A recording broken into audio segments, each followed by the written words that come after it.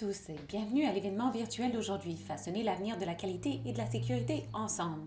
Je suis Lynn Stevenson, coprésidente du Conseil d'administration d'Excellence en Santé Canada. C'est difficile de vous expliquer à quel point je suis heureuse de pouvoir présenter notre nom et notre nouvel organisme. C'est presque comme le meilleur anniversaire qui soit. Nous sommes ravis d'accueillir des conférenciers et des participants de tout le Canada, voire du monde entier. J'aimerais cependant commencer par reconnaître le territoire non cédé des Premières Nations Inuit et Métis sur lesquels je me retrouve, ainsi que les participants de partout au Canada. Nous nous réunissons aujourd'hui, en ce qui me concerne, sur le territoire des nations esquimalt de la Colombie-Britannique à Victoria. À titre d'organisation nationale, vous le savez peut-être, nous travaillons avec des organisations et des communautés partout au pays et dans les territoires d'un grand nombre de Premières Nations, d'Inuits et de Métis.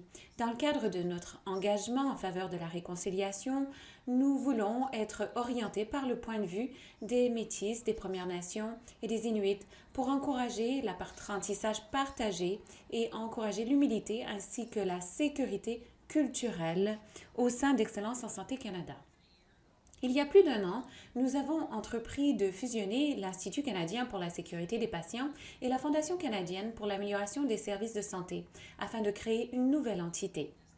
Nous estimions, comme dirigeants des deux organismes, que nous avions une occasion en or d'offrir des services plus sûrs et de meilleure qualité en partenariat avec les patients. En travaillant avec des partenaires comme vous, nos organismes respectifs avaient beaucoup produit et nous avons beaucoup de fierté par rapport à cet héritage. Or, nous savions qu'il restait encore beaucoup à faire. Malheureusement, il existe des lacunes persistantes dans la qualité et la sécurité. Les préjudices involontaires dans le secteur de la santé sont la troisième cause de décès au Canada. La COVID nous l'a bien montré. Au Canada, près de 9 personnes sur 10 souhaitent recevoir des soins sûrs et pertinents plus près de chez elles. Pourtant, près de la moitié des Canadiens déclarent que l'affection pour laquelle ils se sont rendus aux urgences aurait pu être traitée ailleurs si les soins avaient été disponibles en temps utile. En créant un organisme unique qui se concentre sur la qualité des soins et la sécurité des patients, nous voulions contribuer à faire évoluer cette situation. En nous unissant, nous aurions également une plus grande capacité de travailler avec des partenaires comme vous. C'est pourquoi nous avons sondé le terrain pour prendre le pouls de ce que pensaient les autres de cette fusion. Et nous avons entendu un fort soutien en faveur de cette fusion. Nous savions qu'ensemble, nous pouvions apporter une amélioration généralisée et durable à la qualité des soins et à la sécurité des patients. Ce que nous ne savions pas, cependant, c'est que dans quelques mois, les systèmes de santé du monde entier seraient appelés à réagir à la pandémie de COVID-19. Et je suis fière de dire que nous avons relevé le défi avec brio. Aujourd'hui, les systèmes de santé s'adaptent à la pandémie grâce à d'importantes innovations. Et nous estimons que comme entité fusionnée, nous pouvons contribuer car nous avons un impact auprès d'un grand nombre d'organismes, de collectivités et de personnes. Les raisons de s'unir pour saisir cette occasion sont encore plus fortes aujourd'hui qu'au début de cette aventure l'année dernière. Et nous ne pourrions le faire sans vous. Nous voulons agir en partenariat avec vous. Alors commençons. Je vais céder la parole à notre présidente et chef de la direction, Jennifer Zelmer, qui vous en dira un peu plus sur notre nouvel organisme et sur notre panel. Merci. Merci Lynn et un accueil très chaleureux à tout le monde qui se joint à nous virtuellement de partout au Canada et même d'ailleurs dans le monde. Merci également de vous présenter dans la boîte de clavardage. Comme Lynn le disait, je suis Jennifer Zelmer et pour la toute première fois, je peux dire publiquement que je suis présidente et chef de la direction de Excellence en Santé Canada. Et j'en suis ravie. Je me trouve ici sur le territoire non cédé des peuples algonquins Anishinaabe et je suis très heureuse de pouvoir y vivre et y travailler. Quelques questions administratives avant de commencer et quelques présentations. Et ensuite, nous passerons à la présentation de l'organisme. Alors, vous avez entendu Lynn Stevenson, coprésidente du conseil d'administration. Elle est accompagnée de Ron Goose, coprésident également du conseil d'administration, qui prendra la parole à la toute fin de ce webinaire. Vous m'entendrez moi, évidemment, et Marianne Darpino, qui animera le panel. Alors, nous avons des invités chevronnés et nous sommes ravis qu'ils soient parmi nous. Alors, quelques questions d'ordre administratif. Cette séance est enregistrée. Si vous avez des difficultés techniques, n'hésitez pas à le signaler dans la boîte de clavardage et Dalal tâchera de trouver une solution à vos problèmes. Sachez que l'interprétation simultanée est disponible. Vous pouvez choisir la langue de votre choix dans le menu en bas de votre écran Zoom.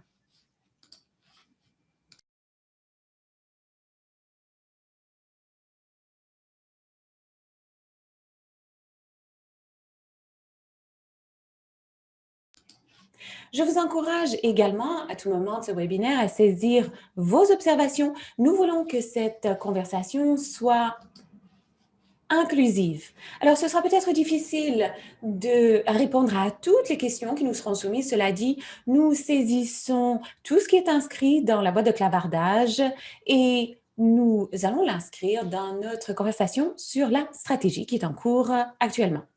Alors, ces questions étant derrière nous, passons à présent à mon rôle. Alors, permettez-moi d'abord de parler d'un point de vue personnel. Comme vous, j'ai vécu des soins de très grande qualité. Par exemple, fin de soins de vie qui respectaient les volontés d'une amie ou alors des soins d'experts compatissants dans ma famille qui ont permis à une proche d'avoir accès à de meilleurs traitements et des traitements plus appropriés sur le plan de ses antipsychotiques. Mais j'ai également vu des soins préjudiciables. Un membre de la famille qui est infecté d'hépatite C en raison d'une chirurgie qui a mal tourné, de mauvaises communications qui ont mené à de mauvais diagnostics, une amie avec un problème de dos qui est associée au fait qu'elle ait levé, soulevé un patient sans aide. Alors, j'ai vu la situation d'un côté comme de l'autre. Comme Lynn le disait, Excellence en Santé Canada est née de cette croyance que tout le monde mérite des soins de qualité au Canada et cette reconnaissance que nous ne sommes pas arrivés à l'objectif. C'est pourquoi nous réunissons l'ICSP et la FCISS pour réunir des gens talentueux, créer des partenariats avec l'ensemble d'entre vous pour façonner l'avenir de la qualité et de la sécurité ensemble. L'excellence est au cœur de nos activités. C'est une vocation qui exige inclusion et une volonté de définir des objectifs ensemble, de décloisonner nos activités et ce, au beau milieu d'une pandémie. L'excellence est la raison pour laquelle nous sommes réunis, car nous savons que c'est ce que vous tâchez de réaliser tous les jours et nous voulons vous accompagner, main dans la main, afin de prodiguer des soins de plus grande qualité. Alors, nous avons commencé ce périple il y a environ 1 an.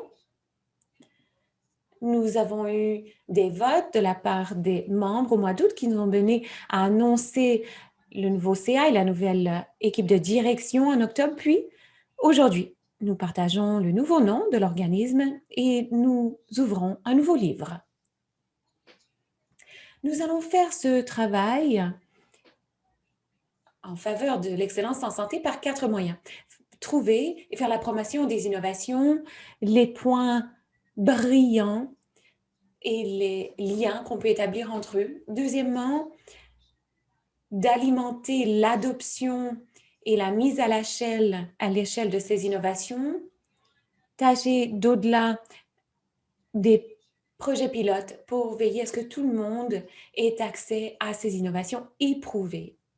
Troisièmement, reconnaître que nous devons renforcer notre capacité, sachant que nous voulons renforcer cette capacité pour atteindre cette excellence en santé. Et enfin,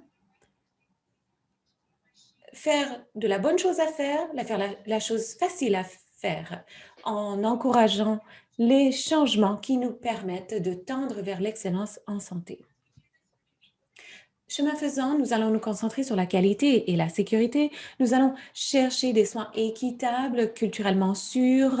Nous allons inscrire l'expérience vécue et le point de vue des patients dans notre travail. Et comme Lynn le disait, nous serons orientés par les points de vue des Autochtones pour encourager l'amélioration des relations et de l'apprentissage qui permettent cette sûreté culturelle et l'humilité à la fois au sein d'Excellence en santé Canada, mais aussi au sein des systèmes de santé partout au Canada.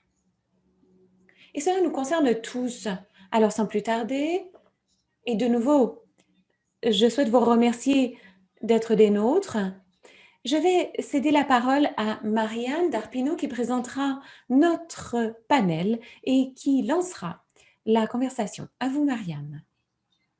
Merci, Jennifer, et merci, Lynn, d'avoir mis la table pour cette conversation. Alors, quel plaisir pour moi que d'être parmi vous à titre d'animatrice pour cet illustre panel. Je suis très heureuse de pouvoir célébrer le lancement d'Excellence en santé Canada avec vous, avec la promesse du printemps dans quelques instants. Alors, je me joins à vous de l'Ontario, un territoire qui est le territoire ancestral des Haudéchaunie, des Anishinabek et des Mississauga du Crédit. C'est véritablement une occasion pour nous de passer du temps avec beaucoup de bons amis de l'ICSP et de la FCISS qui sont des nôtres et de partager cet engouement, comme le disait Jennifer, tandis que nous lançons Excellence en santé Canada. Et je crois que vous êtes nombreux à partager cet engouement en raison de l'engagement partagé en faveur des soins plus sûrs qui continuent de nous permettre de renforcer la qualité et la sécurité avec les Canadiens et pour les Canadiens. Je crois que cette collaboration est ce qui est à la base de Excellence en santé Canada. Vous avez sans doute joué un rôle dans l'établissement des fondements des organismes qui ont précédé Excellence en santé et ces fondements reposent sur les points de vue des personnes et des groupes que nous voulons aider en partenariat avec les patients, les peuples autochtones, les dirigeants et les prestataires de partout au Canada. C'est essentiellement au cœur du travail que l'on se propose de faire avec et pour les Canadiens. Alors, sur ce, je souhaite accueillir un panel dynamique de collègues qui se joint à nous pour présenter ces perspectives. Nous partagerons des réflexions sur la création de ce nouvel organisme. D'abord, Marianne Crowe, directrice générale, Association des gestionnaires en santé des Premières Nations, Heather Thiessen, patiente partenaire, groupe de travail stratégique de SC, et Margaret Melanson, vice-présidente, qualité et soins axés sur les patients, réseau de santé Horizon. Donc, membre du groupe de travail de direction du CA. Heather Thiessen, je devais le signaler, est également membre de ce groupe de travail. Alors, bonjour à vous trois, Marion, Heather et Margaret. Alors, nous commençons cette conversation avec quelques questions pour orienter notre conversation.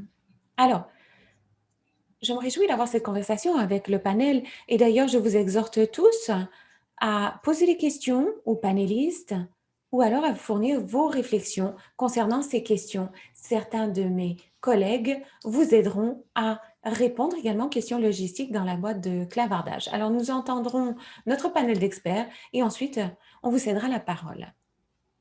Alors, nous savons, comme Lynn y faisait allusion, nous savons que les soins de santé sont devenus de plus en plus complexes depuis un an. Conséquemment, nous avons des enjeux touchant la qualité et la sécurité. Alors, Marion, j'aimerais vous céder la parole d'abord pour que vous nous disiez quelques mots sur les enjeux de santé dont il faut être conscient tandis qu'on se tourne 3 à 5 ans vers l'avenir. Merci, Marianne. Alors, je suis, moi, sur le territoire non cédé du peuple algonquin d'Ottawa et c'est un privilège immense pour moi que d'être parmi vous et pour partager la célébration de ce jalon formidable pour l'excellence en santé au Canada. Alors, je voulais simplement vous féliciter pour ce jalon. Et j'ai vu quelqu'un boîte de clavardage qui provient du traité 4. Moi-même, je suis fière membre des Premières Nations du traité 4, juste à l'extérieur de Regina, en Saskatchewan. Et donc, je suis ravie de voir que quelqu'un parle du traité 4 car c'est chez moi. Alors, quand je pense à ce qui nous réunit, je veux signaler que nous sommes partenaires avec les anciennes organisations FCICS et ICSP. Ce partenariat se poursuivra dans l'avenir. Je respecte et vous félicite d'ailleurs d'avoir toujours été accueillant par rapport aux valeurs des peuples autochtones et d'avoir accepté nos considérations dans le cadre de vos conversations. Certaines choses qui me viennent à l'esprit et qui viennent à l'esprit de beaucoup d'entre nous, évidemment, la pandémie. La pandémie a vraiment amplifié les populations mal servies. Et lorsqu'on regarde les déterminants sociaux de la santé qui font éclater au grand jour ce qui se passe dans les communautés dans cette pandémie sur le plan historique, donc la colonisation et les aspects traditionnels de notre vie qui ont été étouffés. Alors, je souhaite reconnaître les préjudices vécus par les personnes autochtones en raison de la pandémie. Vous savez, quand je me projette 3 à 5 ans dans l'avenir, je ne saurais vous dire à quel point je suis heureuse de faire partie d'un groupe, d'un organisme qui a autant de crédibilité. Imaginez si on mettait en œuvre le principe de Joyce, si les principes 8 à 24 de la Commission de vérité et de réconciliation étaient véritablement intégrés à nos organismes de santé, le principe de Jordan également. Quel que soit l'endroit où vous vous trouviez, il est important que nous ayons tous un accès égal à des soins de santé qui sont dispensés avec une sensibilité culturelle. C'est la vision que j'ai pour les 3 à 5 prochaines années. Et je me tourne vers Excellence en Santé Canada pour partager mon engouement. Merci infiniment, Marion, pour ce point de vue.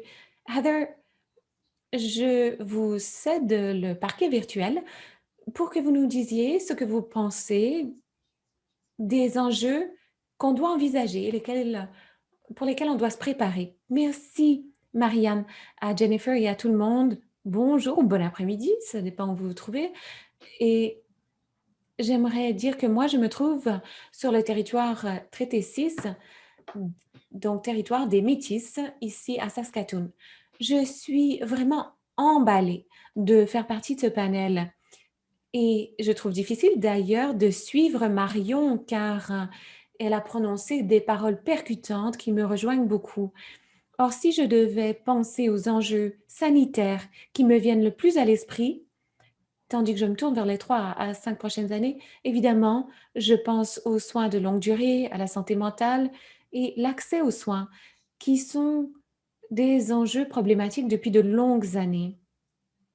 En raison de la COVID-19, les lacunes ont été exposées et je crois que nous devons à présent nous y atteler. Nous avons des patients, des familles, des prestataires de soins passionnés qui veulent travailler ensemble et qui veulent faire une différence car nos aînés méritent beaucoup mieux. Et si l'on souhaite véritablement créer quelque chose de formidable, ils doivent faire partie de nos travaux, que ce soit en santé mentale, en soins de longue durée ou alors aux personnes qui ont du mal à accéder aux soins. Je pense aussi aux prestataires de soins de santé.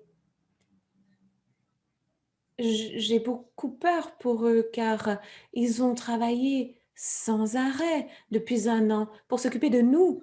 Et comme patiente, je dois vous dire, toutes les semaines, je reçois un traitement à l'hôpital et je regarde mes prestataires de soins et je me demande comment ils se portent, comment ils poursuivent. Je sais qu'ils souffrent. Il faut réfléchir à eux et voir comment on peut garantir que leurs besoins soient pris en charge également. Et nous pouvons y arriver ensemble. Et enfin, il s'agit, je crois, pour nous, de voir comment créer un partenariat plus serré avec les patients et leurs familles et les personnes les plus vulnérables, les personnes qui craignent le plus de s'exprimer. Comment être innovant, créatif et travailler ensemble pour garantir qu'il existe d'excellents soins de santé pour tous les Canadiens. Merci infiniment, Heather. Je pense que ce que vous dites trouve écho chez nous tous. J'aime beaucoup ce concept de trouver des nouveaux moyens de créer des partenariats avec les patients et leurs familles. C'est-à-dire qu'il y a une véritable passion, une volonté de le faire. Merci infiniment d'en avoir parlé. Margaret, je vous cède à présent la parole pour que vous nous parliez de votre point de vue concernant les enjeux les plus importants pour les 3 à 5 prochaines années. Merci, Marianne. Je souhaite joindre ma voix à mes prédécesseurs pour vous féliciter. Vous savez, Horizon se trouve au Nouveau-Brunswick, sur le territoire non cédé des Mi'kmaq et Malassis. Les enjeux que j'aimerais soulever aujourd'hui sont similaires à ce que vous avez entendu de la part de Marion et de Heather. Nous savons que les systèmes de soins de santé feront bientôt face à une population vieillissante qui aura de plus en plus besoin de soins. Il faut donc voir en amont comment aider ces personnes âgées à vivre bien le plus longtemps possible dans leur collectivité en se concentrant sur la prévention de la maladie. Par ailleurs, la pandémie nous a vraiment montré le besoin d'une plus grande collaboration avec le secteur des soins de longue durée et des services de courte durée, et le besoin est plus criant que jamais. Je pense surtout à la transition des patients et de leurs familles, tandis qu'ils passent du système de courte durée vers le système de longue durée. Mieux soutenir les patients et les familles qui vivent cette transition. Par ailleurs, le système de soins de santé fait face à un grave problème en matière de services de santé mentale et de toxicomanie. Tous les jours, nous entendons des histoires regrettables d'un système qui n'a pas réagi comme il le devrait à ces enjeux. Et nous savons qu'un problème de santé mentale peut avoir un effet sur la famille, l'emploi et le bien-être global de la collectivité. Ainsi, de meilleurs programmes et services pour répondre à ces besoins seront plus nécessaires que jamais au cours des années à venir. Et enfin, j'aimerais dire quelques mots sur l'innovation. Notre pandémie est également la porte qui a ouvert la place, ouvert la voie aux soins virtuels. Nous savons que ces soins virtuels doivent se poursuivre à l'avenir, ainsi que d'autres innovations. C'est ce qui nous permettra d'accélérer notre efficience et notre efficacité, et au final, c'est ce qui nous permettra de réduire les coûts du système. Merci. Merci à vous, Margaret, et merci d'avoir présenter ces réflexions judicieuses. Si je pense à ce que vous avez évoqué, vous tous, vous toutes, enfin, je vous ai entendu dire qu'il faut continuer de se concentrer sur les personnes précarisées et vulnérables, et cela comprend d'ailleurs la première ligne. Et je vous ai aussi entendu dire qu'il faut poursuivre cet élan, continuer sur notre aire d'aller. Et c'est peut-être justement une excellente transition vers la prochaine question, à savoir quelles sont vos priorités concernant le nouvel organisme afin d'être un organisme agile et proactif, de sorte que, en prévoyant maintenant, peut-être qu'on pourra éviter des problèmes dans 3 à 5 ans. Marion, je commence par vous.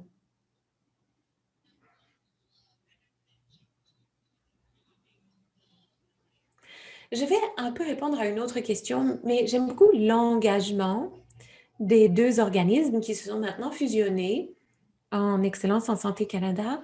J'aime beaucoup cet engagement, dis-je, par rapport aux peuples autochtones. Et je pense surtout à la capacité interne et les ressources qui ont été déployées pour que ces organismes offrent des services qui sont culturellement sensibles et compétents et qui font preuve d'humilité, qui font un travail d'introspection, qui investissent dans la formation auprès du personnel pour continuer de respecter cette philosophie. Et j'aime beaucoup l'engagement fait avec des organismes partenaires. Vous savez, ensemble, on est beaucoup plus efficace. Et c'est une chose que je valorise énormément. C'est pourquoi j'espère que Excellence en santé Canada continuera de diffuser et de collaborer au service de toutes ces pratiques prometteuses qui se produisent dans le système de soins de santé. Alors, à mon avis, vous êtes un pilier, un phare de partage de l'information. C'est ce qui nous permettra d'apprendre des autres, de personnes qui font un travail formidable dans le domaine. Alors, merci, Marianne. Merci à vous, Marion. Écoutez, c'est un secret de Polichinelle qu'on travaille très étroitement avec vous et beaucoup d'organismes autochtones pour obtenir vos précieux conseils qui nous ont menés vers ce jalon historique. Alors, merci à vous. Je crois que cette valeur a été créée au fil de nombreuses années. Sur ce, je cède la parole à Heather pour qu'elle réponde à la même question. De son point de vue, quelles sont vos priorités concernant le nouvel organisme? Bon, vous savez peut-être que les patients et la famille sont ma passion, surtout leur centralité au sein de tous les organismes du Canada.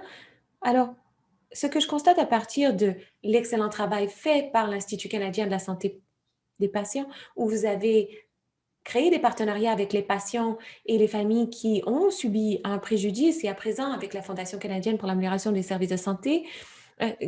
C'est d'ailleurs, je dois dire, la FCASS, le premier organisme avec lequel j'ai travaillé en partenariat. Alors, c'est quelque chose qui m'est très cher.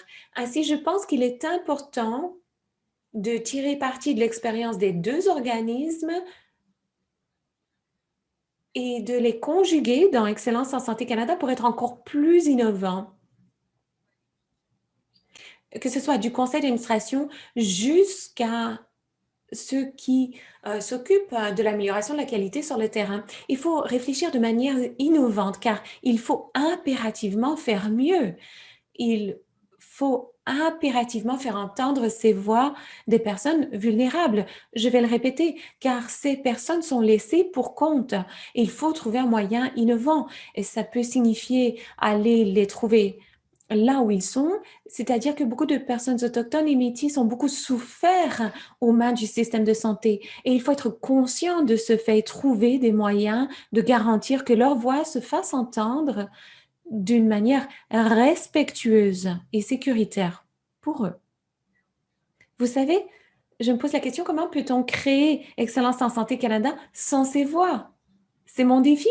Et vous savez, c'est un véritable privilège pour moi de faire ce périple avec vous. Et je sais qu'il y a beaucoup de patients et de familles au Canada qui sont tout aussi emballés et qui cherchent à travailler avec vous. Donc, vous aurez certainement à déployer une formation.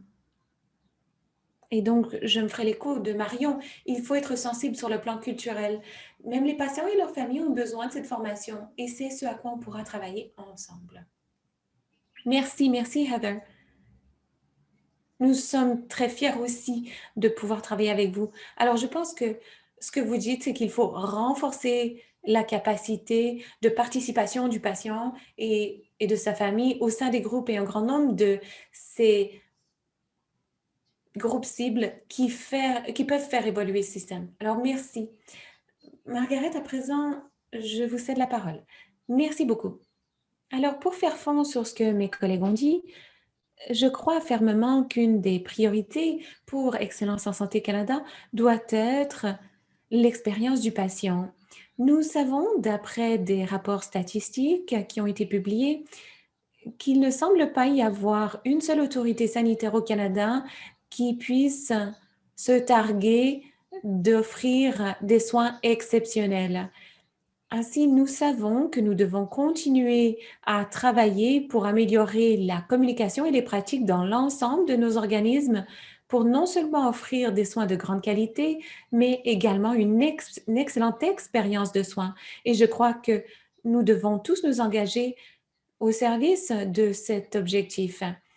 Deuxièmement, comme le disait Jennifer un peu plus tôt dans ses remarques liminaires, nous savons que dans la majorité des cas, les soins de santé au Canada sont sécuritaires. Cependant, nous savons qu'il continue d'exister des risques dans nos systèmes de santé en dépit des efforts de dizaines de milliers de professionnels de la santé. Une visite sur 18 à l'hôpital se solde par un préjudice évitable. Ainsi, notre système de soins de santé doit continuer de travailler à l'atténuation des risques pour renforcer la sécurité des patients et ce sur tous les plans. Et enfin, je dirais que Excellence en santé Canada peut également offrir un leadership en matière de prestation de soins en dehors des murs des hôpitaux. Nous savons que la majorité des soins sont prodigués en soins primaires et dans les communautés. Ainsi, la qualité et la sécurité doivent transcender les murs des hôpitaux et être acceptées par les soins de proximité avec une plus grande continuité. Merci infiniment, Margaret. J'aime beaucoup ce que vous avez dit, à savoir que l'on doit transformer le système de santé au-delà des murs des hôpitaux. Merci. Alors, peut-être que c'est l'éternel optimiste en moi, mais j'aime beaucoup cette question qui est la suivante. En fait, si vous aviez une baguette magique, que ferait ce nouvel organisme? Alors, que souhaitez-vous que l'organisme puisse tout particulièrement réaliser? Marion, eh bien, ma baguette magique rejoint un peu ma première observation, à savoir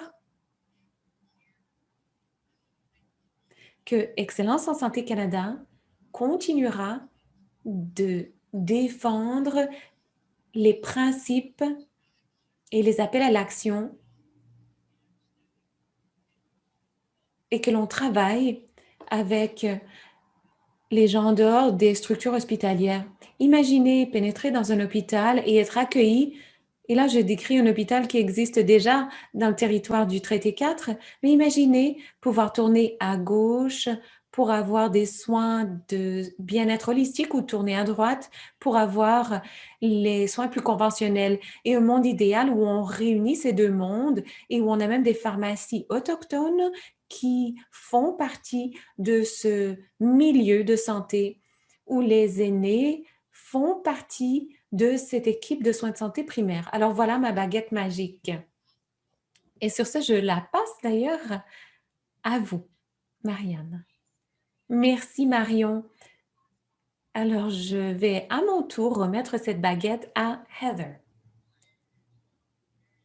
Alors vous savez Marion, je dois dire, ce serait absolument formidable que d'avoir une approche holistique en matière de santé et que tout le monde puisse y trouver son compte en pénétrant dans l'hôpital. Pas seulement les soins conventionnels, mais également ces soins traditionnels. Alors, c'est un véritable souhait pour moi également. Alors, je rejoins votre baguette magique. Alors, je me pose la question, comment peut-on faire mieux en matière de qualité et de sécurité? Deux choses qui me tiennent beaucoup à cœur. Vous savez, lorsque je vous ai entendu dire que vous alliez fusionner, je me disais, c'est logique parce qu'on ne peut avoir l'un sans l'autre. Or, je pense qu'il faut voir au-delà des soins de courte durée, les soins actifs, si vous voulez, pour aider les organismes de par le Canada à apporter les meilleures recherches, les meilleures informations sur la qualité et la sécurité pour le cheminement complet des patients et de leurs familles. Car certains des plus importants écarts sont justement au moment où on quitte les soins de courte durée, qu'on rentre chez soi ou ailleurs, et on est laissé à soi-même. Il faut donc veiller à ce que ce cheminement soit plus fluide pour qu'on ait de meilleurs résultats pour les patients et leurs familles, meilleurs résultats pour les systèmes de santé et meilleurs résultats pour tous au Canada. Merci Heather et Margaret, à vous. Merci beaucoup. Je suis d'accord avec ce que mes collègues ont dit. Nous savons que ce nouvel organisme formidable, Excellence en Santé Canada, est tellement singulier car il pourra conjuguer qualité et sécurité. Cette fusion permettra à Excellence en Santé Canada de devenir le catalyseur vers l'intégration de ces deux principes, la qualité et la sécurité, dans le tissu de la pratique concrète, quotidienne du système de soins de santé sur la première ligne. Et je pense que cette nouvelle entité pourra contribuer à la formation, au programme et aux pratiques afin d'inscrire ces principes dans la pratique quotidienne de ceux qui prodiguent les soins pour continuer de faire évoluer ces valeurs, qu'elles passent du mode conceptuel à la pratique. Nous savons que cela doit se faire par quiconque interagit avec les patients pour que ce soit véritablement une pratique pérenne dans tous les domaines du secteur de soins de santé. Nous savons qu'un excellent travail peut être fait en matière de formation et d'évaluation, à savoir quels sont nos résultats de l'aide avec les programmes et les services qui soient possibles sur la première ligne. C'est une autre chose qui, je l'espère, fera partie des projets de ce nouvel organisme. Merci, Margaret. Alors, je pense que je peux parler au nom de nous tous en disant que nous espérons effectivement que cette magie verra le jour.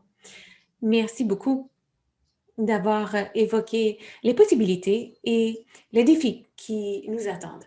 Alors, tandis que je passe à notre dernière question, étant donné que chacune d'entre vous a travaillé très étroitement à la fois avec les CSP et la FCASS au fil des ans, peut-être pouvez-vous nous dire une chose qui, à votre avis, se poursuivra, quelque chose qu'il ne faut pas perdre dans la fusion. Je commence par vous, Marion.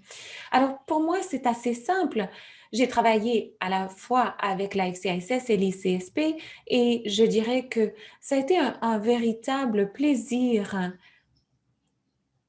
que de travailler avec des organismes si humbles qui avaient une véritable volonté d'apprendre dans un cheminement partagé, dans un cadre réciproque. Et je m'en voudrais de ne pas reconnaître que l'Association des gestionnaires de santé autochtones et son conseil d'administration apprécient beaucoup travailler avec ces deux organismes car elles sont véritablement engagées à créer cet avenir meilleur ensemble. Merci Marion. Très bien dit. Heather, à vous. Alors, j'étais un peu triste lorsqu'on a d'abord annoncé la fusion, puis ensuite je me suis dit, non, non, il faut être emballé, car au final, et je ne veux pas perdre les excellents partenariats qui ont été tissés au fil du temps avec d'autres organismes, qu'il s'agisse d'Agrément Canada, des organismes de normes dans toutes les provinces. Ces partenariats sont très importants et il faut faire encore davantage de travail à cet égard. La campagne Meilleur Ensemble de la FCISS, qui a réuni beaucoup d'organismes du Canada pour se concentrer sur les besoins des patients et des familles, surtout avec la présence des proches. La COVID, de nouveau, a remis en question ces principes. On a oublié que les proches ne sont pas des visiteurs, qu'ils sont des partenaires essentiels de soins. Et il faut changer cela, changer à la lumière de ce que nous avons appris. Le travail fait par les deux organismes concernant la fiabilité de l'information et l'innovation, l'aspect créatif que l'on retrouvait à la fois au sein de l'ICSP et de la FCISS qui permettait justement de faire venir des patients et des proches à titre de membres du corps enseignant, de formateurs pour aider les organismes à réaliser leurs rêves, à concrétiser leurs rêves.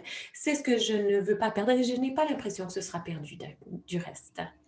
Merci, Heather. Et enfin, Margaret, à vous. Merci beaucoup. Alors, s'agissant de ce qu'il serait malheureux de perdre de la part de la FCSS, quand je pense au Canada, je me dis que nous valorisons beaucoup l'inclusion et nous estimons que la diversité est une force. Comme Canadiens, tandis que nous continuerons d'ouvrir nos portes au monde, nous savons que nous avons du travail à faire sur le plan d'élimination des obstacles ou pis encore de la discrimination qui pourrait exister dans nos systèmes.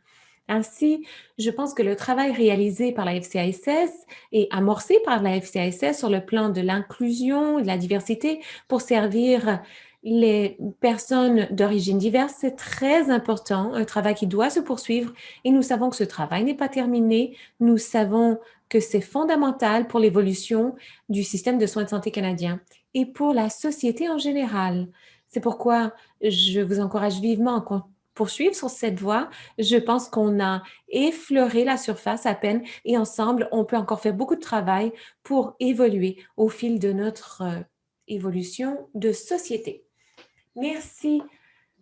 Merci à Margaret, merci à vous toutes. Alors, il nous reste quelques minutes pour prendre vos questions, les questions de nos participants.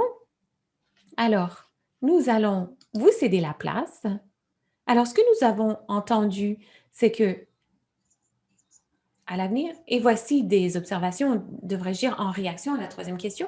Alors, pour l'avenir, la question de la baguette magique, ce qu'on veut, c'est concevoir au service de la différence, se centrer sur la marge pour que personne ne soit laissé pour compte. Je veux aussi me poser la question, qu'est-ce qu'on construit? Pour qui? Quelle est l'asymétrie des pouvoirs? Alors, je vais justement marquer une pause ici et céder la parole à l'une ou l'autre d'entre vous qui souhaiterait réagir.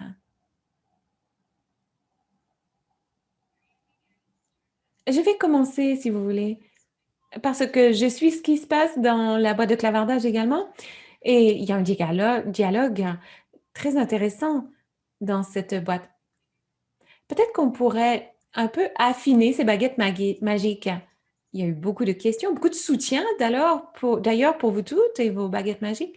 Alors, il y a beaucoup de questions et d'observations concernant les besoins des adultes âgés, à la fois leurs besoins en matière de soins, mais également comment veiller à ce qu'ils participent activement à leurs soins, comment entendre leur voix dans la poursuite de l'excellence collective et la diversité également, la diversité de cette voix. Alors, Margaret, je commence par vous. Je sais que votre organisme dessert des gens tout au long de la vie. Alors, à votre avis, comment peut-on affiner cette baguette magique dans le contexte des soins aux personnes âgées? Merci. Alors, je pense que nos organismes doivent avoir des programmes concrets mis en place avec une excellente contribution de la part de groupes de discussion, dont des personnes âgées, pour comprendre quels sont leurs besoins lorsqu'ils font partie du système et aussi lorsqu'ils sont en transition du système vers la collectivité ou alors vers les soins de longue durée. Nous savons qu'il existe des écarts sur le plan de des renseignements au moment du congé hospitalier. Il y a aussi des écarts sur le plan de la compréhension des médicaments et ça peut être très risqué sur le plan du potentiel de réadmission. Ainsi, je pense que nous devons écouter nos personnes âgées, comprendre leurs besoins et pour avoir des programmes efficaces, il faut bien les planifier et il faut également veiller à ce qu'ils soient évalués et offerts de manière intentionnelle. Allez-y. Oui, tout à fait. Je veux intervenir car, vous savez, Margaret, Jennifer, je pense à ma belle-mère. Ma belle-mère a 95 ans et elle vit dans un établissement de soins de longue durée.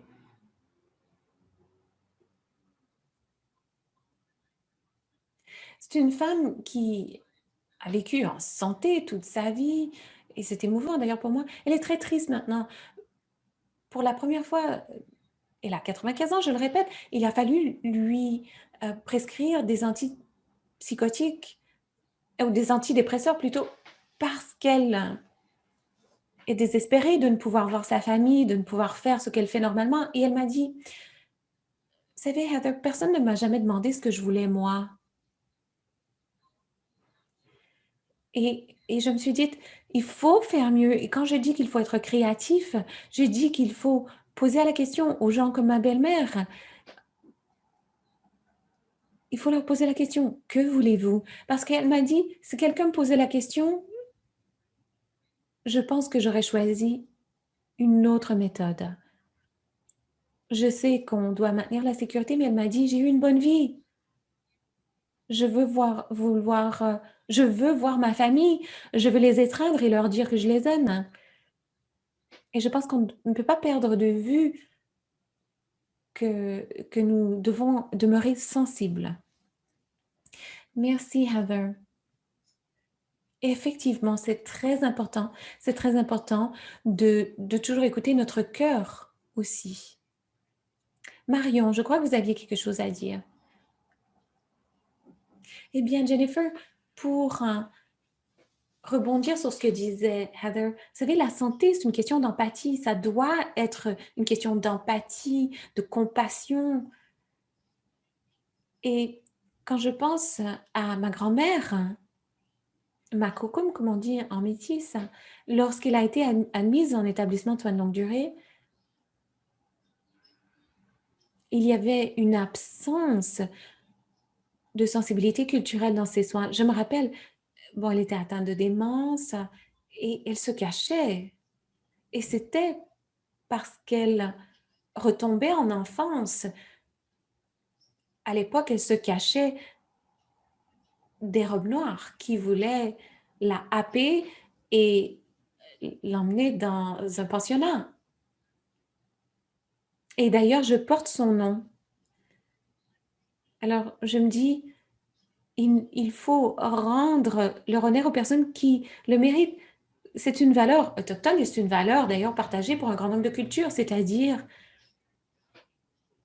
de prodiguer des soins avec compassion pour toutes les personnes âgées et leur donner vraiment le meilleur de nous-mêmes tous les jours pour les remercier de ce qu'ils ont fait pour nous et les 7 générations qui nous suivront. Je vais intervenir très rapidement. Marion, je me dis, il faut passer de quel est votre problème à plutôt qu'est-ce qui vous importe. Si on commence à poser cette question, on aura droit à beaucoup d'innovation, on verra des soins plus compatissants, plus innovants.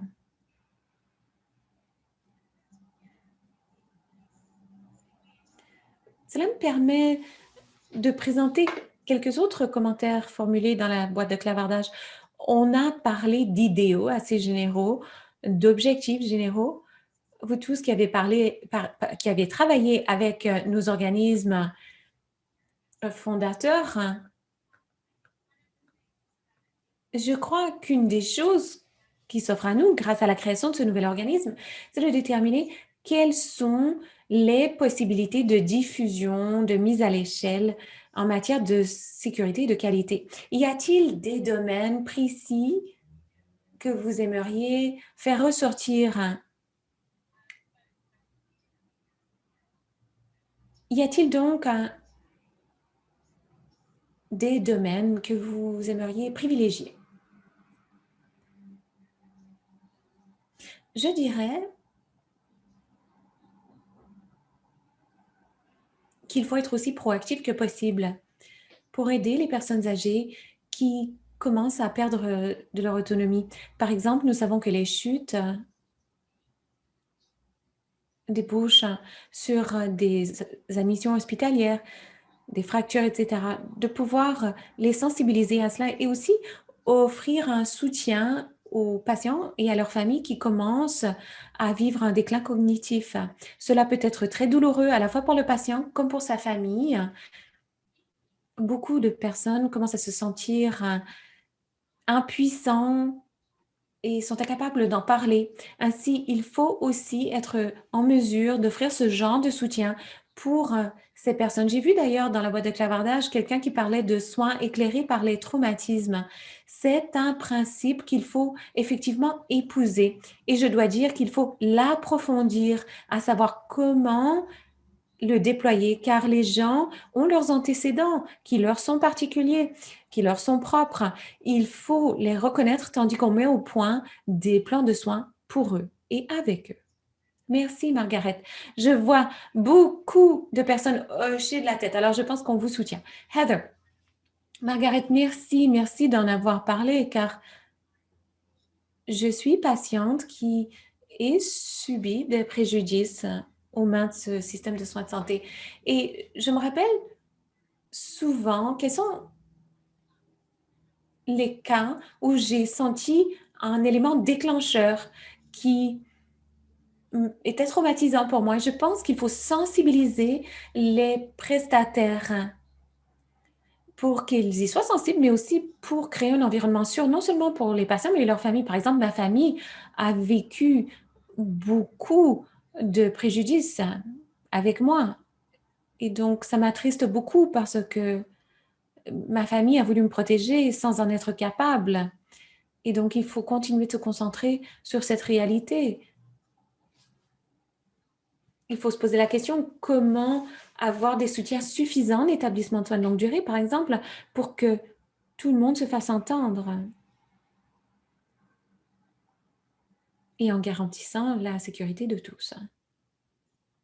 Merci infiniment, Heather. On va donc vous poser une dernière question, car le temps file. Et ensuite, on cédera la parole à Ron Goose qui pourra nous proposer une conclusion. Nous vous avions prévenu que nous allions vous demander de signaler un message clé à retenir de la séance d'aujourd'hui. Alors, quelques personnes ont parlé lors de la dernière série de questions, mais on n'a pas entendu Marion. Alors, Marion, je commence par vous. Eh bien, le message clé que je retiens, c'est d'abord, Heather, merci d'avoir parlé du fait qu'on doit poser aux patients qu'est-ce qui compte pour vous. C'est fondamental. J'aime beaucoup aussi ce que l'on dit sur les soins éclairés par les traumatismes. Si on peut vraiment s'accrocher à certains de ces principes, on prodiguera des soins plus compatissants et plus sensibles. Et enfin, je souhaite remercier tout le monde qui lutte contre cette pandémie. Je vous vénère. Merci. Merci Marion. Margaret, que doit-on retenir de cette séance? Merci. Alors, je vais rebondir sur ce que j'ai vu dans la boîte de clavardage concernant le leadership. Un grand nombre d'entre vous qui participez à ce webinaire êtes des dirigeants, des leaders de notre système de soins de santé et nous savons que ce n'est qu'avec des leaders engagés que bien de ces questions commenceront à évoluer. Ainsi, j'ai l'impression que c'est un point de départ, mais je sais aussi que les collectivités et les groupes comme ceux-ci doivent continuer de se rencontrer pour partager des pratiques exemplaires et pour s'entraider. C'est également important car un grand nombre d'entre nous, de par ce pays, sommes sur ce même périple et avec ce soutien, on pourra faire de grands progrès. Merci. Merci, Margaret. Heather, un message clé à retenir. Eh bien, je dois dire que je me sens vraiment chanceuse d'être entourée de gens qui ont tant de connaissances, qui ont un savoir inouï.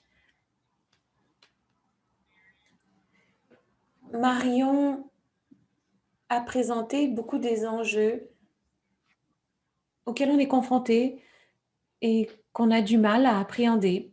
Par exemple, la réaction à la commission de vérité et de réconciliation et ses appels à l'action. Vous savez, c'était intéressant. Au conseil consultatif provincial auquel je participe, j'ai fait la reconnaissance du territoire et ensuite, on m'a demandé qu'est-ce que ça signifie pour vous, Heather? Et je me dis, mais c'est ce qu'on doit faire en santé. On coche une case en se disant, bon, on a fait la reconnaissance du territoire, mais qu'est-ce que ça signifie? C'est ce qui nous permettra d'évoluer en santé. Et c'est ce qui nous permettra de définir ce qui importe pour nous. Et c'est ce qui permettra de créer de meilleurs soins pour tous. Alors, je suis vraiment emballée pour l'avenir, emballée euh, pour les partenariats à venir. Et je suis vraiment très heureuse et reconnaissante. Merci. Merci, merci Heather. Alors, Marianne, je sais que vous et moi allons vouloir exprimer notre reconnaissance non seulement aux panélistes, mais également à tout le monde qui a participé dans les échanges dans la boîte de clavardage et pour quiconque s'engage à améliorer les soins de santé et les conversations et le travail qui doivent se produire, car on ne se fait pas d'illusions, rien ne sera facile, il y a beaucoup de travail à réaliser et il faudra que tous les partenaires mettent la main à la pâte. Alors, merci infiniment à tous. Sur ce, je vous cède la parole, Ron. Merci infiniment, Jennifer. Et avant de commencer, je souhaite quand même reconnaître que Winnipeg se trouve sur le territoire du traité 1, territoire ancestral des Anishinaabe, Cri, Ojibwe, Dene et Dakota, et qui est le berceau de la population métisse. J'aimerais remercier notre excellent groupe d'experts, nos panélistes. Je devais prendre des notes, mais j'ai tellement noté ce que disaient nos panélistes que je ne m'y retrouve plus. Cela dit, je retiens les recommandations 8 à 24 de la Commission de vérité réconciliation et la valeur des partenariats. Et non seulement ça, mais le leadership des patients avec lesquels on travaille et les défis des transitions dans notre système de soins de santé. Alors, merci d'avoir partagé cela ainsi que vos autres priorités et d'avoir expliqué comment Excellence en Santé Canada peut vous aider dans vos travaux. Nous recueillerons les commentaires de ce groupe d'experts ainsi que les judicieuses réflexions que vous avez partagées dans la boîte de clavardage pour éclairer la nouvelle stratégie d'Excellence en Santé Canada qui est en cours de développement. Nous avons entendu vos voix aujourd'hui. Ne craignez rien. Tout cela est consigné. Nous nous réjouissons de poursuivre ces conversations avec vous tous, ainsi que d'autres personnes qui partagent notre engagement en faveur de l'excellence des services de santé, tandis que nous élaborons cette nouvelle stratégie. Un travail en cours qui sera achevé dans le courant de l'année. Dans l'intérim, de nombreux programmes connus et importants de l'ICSP et de la FCISS, les deux organismes fondateurs, se poursuivront en 2021 et en 2022 à mesure que de nouveaux programmes sont mis en place. Ces anciens programmes et leurs résultats ne seront pas perdus. Vous reconnaîtrez le même engagement de la part d'Excellence en Santé Canada au service du partenariat avec les patients, leurs familles et leurs proches aidants, en mettant encore davantage l'accent sur l'équité et l'inclusion et une approche plus intégrée et audacieuse pour améliorer la qualité et la sécurité des patients au Canada. Or, nous n'y parviendrons pas seuls. Ensemble, l'ICSP et la FCSS a réuni des centaines d'équipes et des milliers de personnes de partout au Canada, représentant chaque province, chaque territoire, pour faire avancer la cause de la sécurité des patients et de la qualité des soins de santé. En dépit de ces efforts, même avant la pandémie, des soins sécuritaires et de grande qualité n'était pas une réalité garantie à tous au Canada. Et la COVID-19 a fait éclater au grand jour des lacunes importantes en matière de soins, de sécurité et d'équité. L'ampleur de nos solutions doit correspondre à l'ampleur des défis auxquels sont confrontés les systèmes de santé du Canada.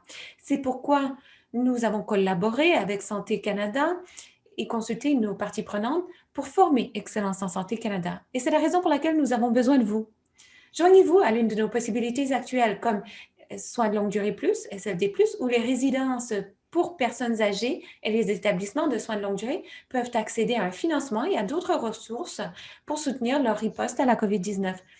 Un programme qui a récemment été élargi pour soutenir les organismes qui s'occupent des personnes sans domicile fixe, ainsi que les services résidentiels de lutte contre la toxicomanie.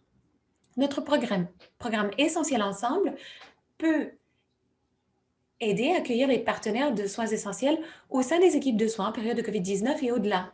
Des ressources et un encadrement sont disponibles par l'entremise de ce programme. Et toutes les ressources visant à soutenir les soins virtuels sécuritaires pendant la Semaine nationale de la sécurité des patients sont également accessibles sur notre site web, le site web Excellence en santé Canada. Alors, à quoi ressemble l'excellence en soins de santé pour vous? Alors, partagez vos réflexions avec nous à communication@hec-esc.ca. Alors, je le répète, communication@hec-esc.ca. Consultez notre site web à l'adresse excellencesanté.ca où vous pouvez vous inscrire à notre bulletin d'information. Vous pouvez nous suivre également dans les médias sociaux. Continuons cette importante conversation. Nous avons besoin de vous pour façonner l'avenir de la qualité et de la sécurité ensemble, car tout le monde au Canada mérite d'excellents soins de santé. Ensemble, nous pouvons améliorer de façon généralisée et durable la sécurité des patients et toutes les dimensions de l'excellence des soins de santé. Je conclurai ce webinaire d'introduction en disant que cette conversation se poursuivra. Merci au personnel d'Excellence en santé Canada qui a fait un travail formidable pour organiser ce webinaire, à notre panel d'experts pour ses réflexions et ses commentaires. Merci à tous ceux qui ont partagé leurs réflexions dans la boîte de clavardage. Merci à vous tous et miigwech. Merci et au revoir.